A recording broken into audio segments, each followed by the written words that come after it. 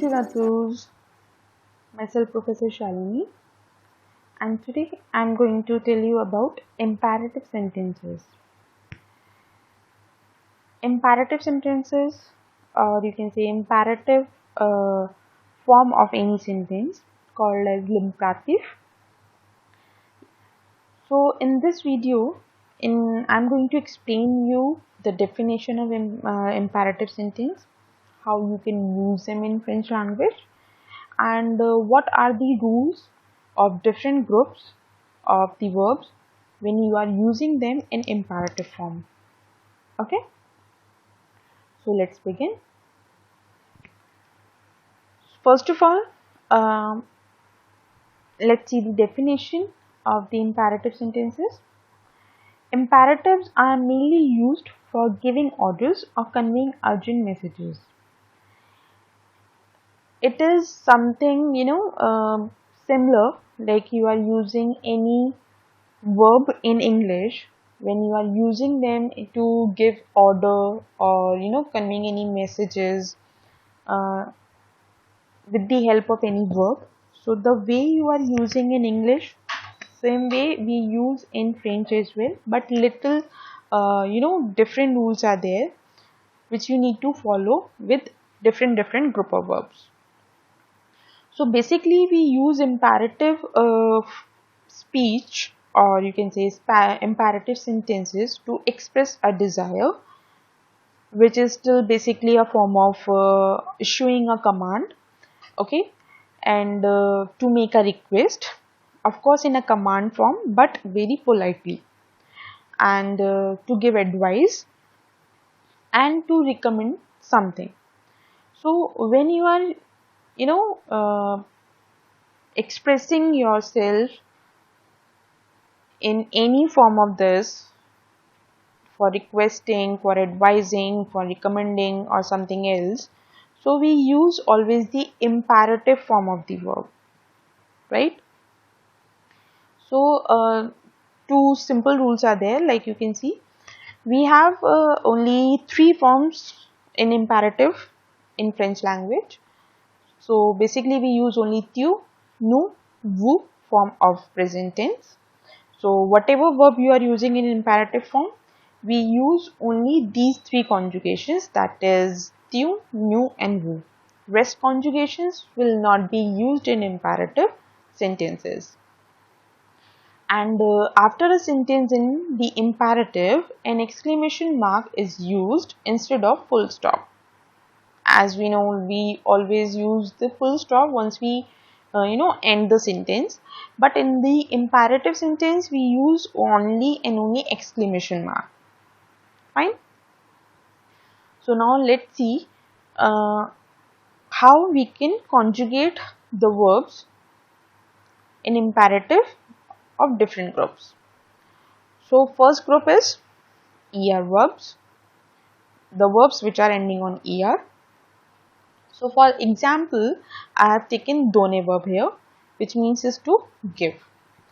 So when you are using this verb in imperative, so we need only these three conjugations: the conjugation of tu, that is don, conjugation of nu, that is donno, and conjugation vous, that is donne. So we need only these three conjugations in the imperative form. So when you will use this, any one of them, so always use before without the pronoun. As you can see in this example, donne-moi ça. So in this example, you can see I am not using any pronoun before the conjugation. So this is the basic rule of the imperative form. Whenever you are using any conjugation, so don't use them without pronoun, means no need to use tu, nu and vous. And second thing, with ER verbs only, in tu form of ER verbs, the last S is dropped. As you must remember the endings of ER group of verbs. So with tu we are following ES ending, but here in the imperative form we don't use S, So don, we use don instead of don, right?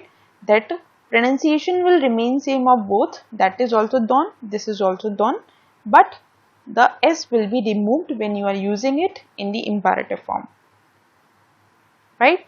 And don't forget to put this exclamation mark.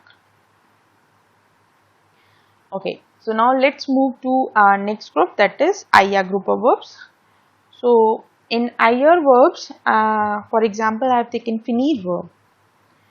So when you are conjugating finite verb in the present form, so it would be like tu finis, nous finissons, vous finissez.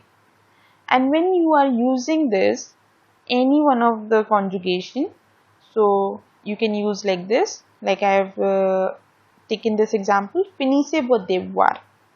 Finissez vos devoirs means finish your homework. So first thing, we are not using any pronoun before the conjugation, and the next second thing, we have to use the exclamation mark in the end. So this is the actually basic thing, the simple rule you can say of imperative. Use only 3 forms according to your preference and according to your, to whom you are actually ordering or advising or requesting, and exclamation mark sign, right? Our next group is RE. So in RE verbs, I have taken for example attendre. Attendre word means is to wait. So when you are conjugating this verb in the present, so that is tu attends, nous attendons, vous attendez, right? And when you are using this in the imperative form, so it would be attendons le bus. Attendons le bus means let's wait for the bus. Okay. So these are the 3 groups of the verb which you have learned and how you can use them in the imperative form. Now I'll come on the pronominal verbs. Pronominal verbs, you know the conjugation of pronominal verbs. I have explained in the class already. So when you are using the pronominal verbs in the imperative form, so the conjugation of those will be remain same, like we are using only tu, nous and vous form only. For example, I have taken se lever. So when you are conjugating se lever in the pronominal in the present form, sorry, so it would be tu te lèves, nous nous levons, vous vous levez, right? But when you are using these conjugation in the imperative form, so it would be like lève-toi, lèvons-nous, levez-vous. So here you have to remember this the becomes toi in the imperative form, right? Nous and vous will remain same when you are using an imperative, but the will become toi. So this is the rule for pronominal verbs when you are using them in the imperative sentences. Okay. So now exception cases are everywhere like you have learned in all the groups as well. So few exceptional cases are there in the imperative also. So these are some exceptions. Are few words take a different conjugation in the imperative. So when you are using these words like savoir, avoir, vouloir, être, so when you are using them in the imperative, so we will not follow the present form, present tense conjugation in that case. We will use these conjugation in imperative. Okay, this you need to learn. Now the next thing, when you are using these verbs or exceptional verbs, or you can say any pronominal verb and any re ending verb or er ending verb or ir ending verb in the negative form. So this is the negation rule when you are using any verb in the negative form but in the imperative. So in simple present tense, whenever we are using any verb in the negative, so we use like tuna monchpa. But in the imperative, we don't use the pronoun, we simply say na monchpa. Same way, the next is nuna monjopa. So we will simply use in imperative no monjopa. Or you want to say like vuna monjepa. So it would be in the imperative no monjepa. Right?